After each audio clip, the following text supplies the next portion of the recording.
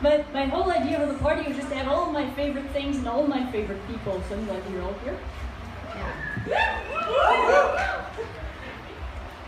And there's free pizza and beer and books for sale back there. If you haven't found those things yet, you should go find them.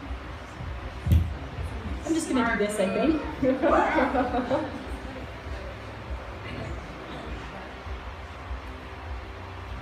So apparently there's like sticky notes you can get for this purpose, but I just cut up a paper bag because I don't have those yet. Next book. Next book. This poem is called Victorian Ladies. If a well-dressed Victorian lady burst out of the floor in your basement and said, "Excuse me, can I ask you a question? Would you call poison control about the bottle of Robitussin you just drank? Would poison control call you and tell you you're smart and your hair looks good? Because I would. You should take off your shirt."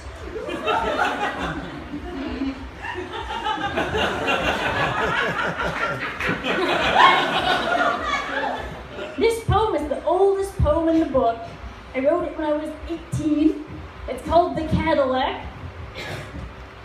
We should all drive around smashing mailboxes while our chauffeur sits in the back of the Cadillac making puff paint t-shirts. It's important for the chauffeur to know he can make his own t-shirts. It's important for us to know we can smash our own mailboxes. It's important when we discover the Cadillac can drive itself.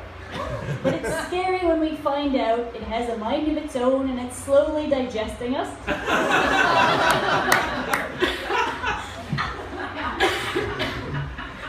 This one's called Go Ass Crazy. The poster instructed me to go ass crazy, which I imagine is something between stealing a VCR and getting married. Another poster appeared to say taco salad when it actually said tool sale. The posters made me realize what horrible danger I would be in if I were the sort of person who allowed words Xeroxed onto colorful paper to influence my behavior. I might go into a hardware store I believed was an Azteca and then die years later in a car accident.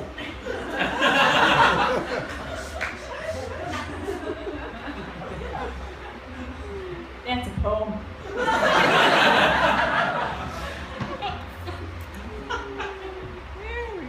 Thank you.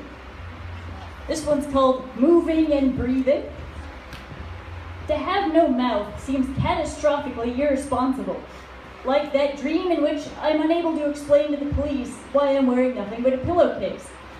Whereas having no head seems like a wise relinquishment of responsibility, like the dream in which I decide not to perform surgery because I'm not a doctor. Alas, when I wake up, I'm always halfway done operating.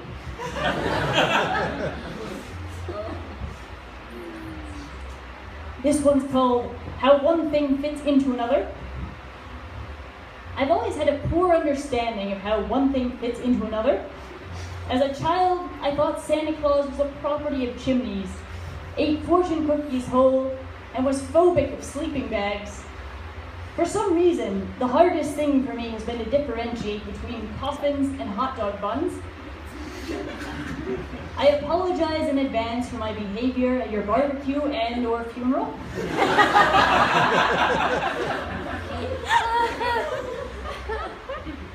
This one's called We'll Hold Broccoli Together. I watch a plate of broccoli slowly rotate on the screen and think, does there have to be a TV in everything? I'm covered in sesame oil and broken glass, and I want to tell you about it.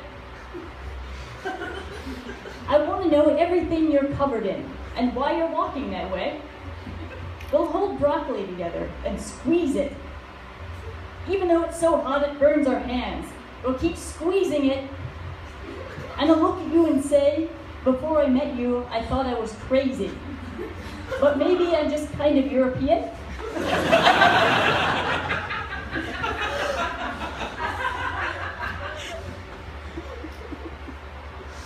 Well, this wasn't what I was planning to read, but I might as well. I plan to die immediately.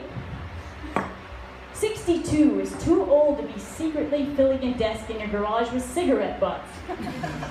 You should be filling it with cigarette butts on stage, wearing a nice shirt you got at the mall, while dancing enthusiastically.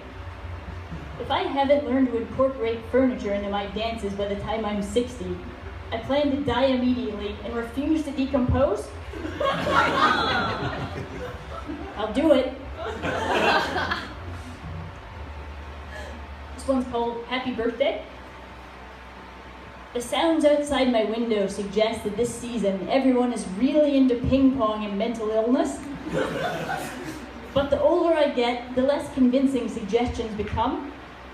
If I live to be 1,000, nothing short of an exhaustive state-funded study could convince me that anyone enjoys anything. I listen for longer each time to the beloved's racing heart. I'm a geologist who slowly turns into a seismograph. The relief when I open my blinds and see the hail of ping pong balls, the howling businessman caressing a parking meter, is like icing on a cake that says, "Happy 28th birthday." It's not a real cake, but when I love a dark room, I know I've blown out the candles.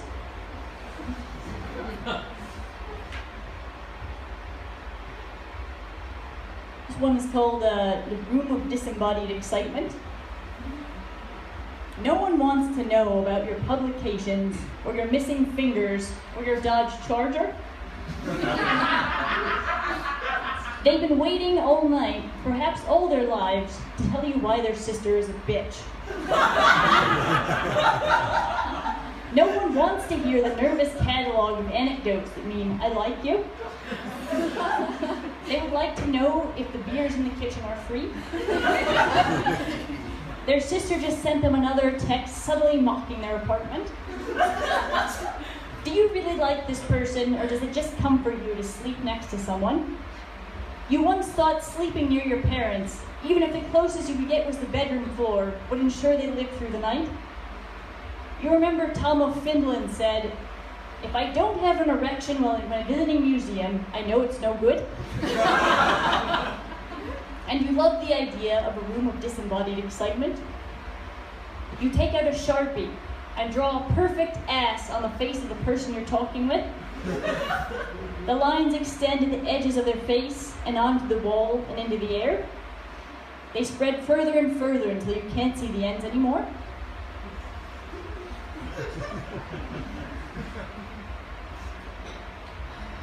Here's another very old one, and then I've got 2 more after that. This one is called Nantucket.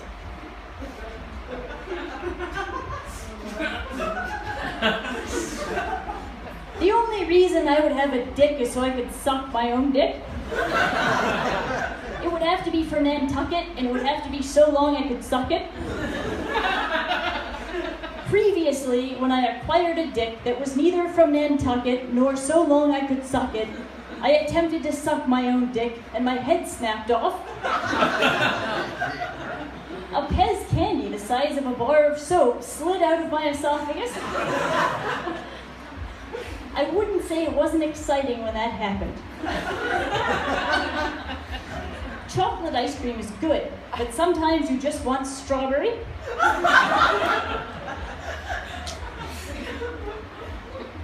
This one's called My Own Razor. I learned from a website how to make a disposable razor from common household items. If I made my own razor, I've said way dirtier things. Yeah, this is where the judgment starts. Make a razor yourself? That's disgusting.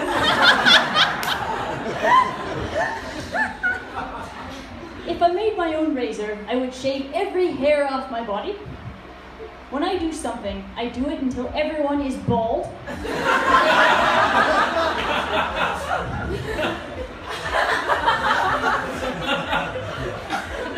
In an age when everyone instantly knows how to do everything, do you want me to do what everyone does? Do you want it done fast, or do you want it done until you're completely hairless?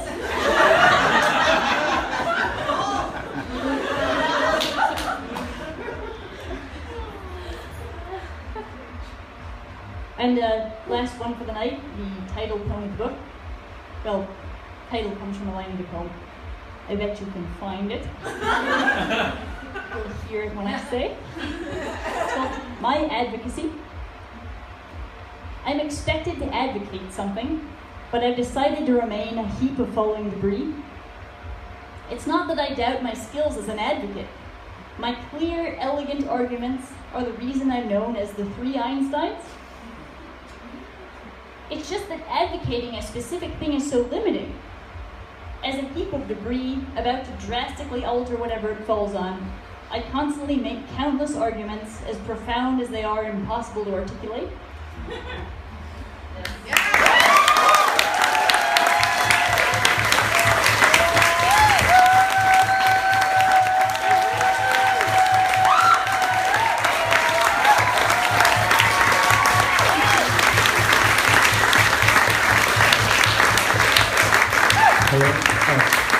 That was Sarah Galvin, everybody.